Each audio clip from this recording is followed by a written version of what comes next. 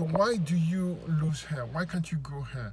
The cause of hair loss or slow growing hair is acidosis. This means your body is highly acidic. This means the foods you're consuming, the animal products, the cooked starches, are causing the kidneys not to filter and are causing the lymphatic system, which is the main sewer system of the body, to not filter those acids out of your body, okay? Because your body has about 100 trillion cells, and these cells produce waste, acidic waste, and the lymphatic system has to remove this waste through to the kidneys if the cells are to function properly. So when these not functioning properly, when the kidneys are not filtering properly, these acids will burn tissue, organ, and glands, affect hormones, and stop your hair from growing. So to fix this, you need to go on 100% fruits, stop eating the foods you have been eating that are causing this hair loss, and see the gains right for yourself. Now, if you'd like to learn more about this, I have a full 10-minute video that explains everything for you step by step.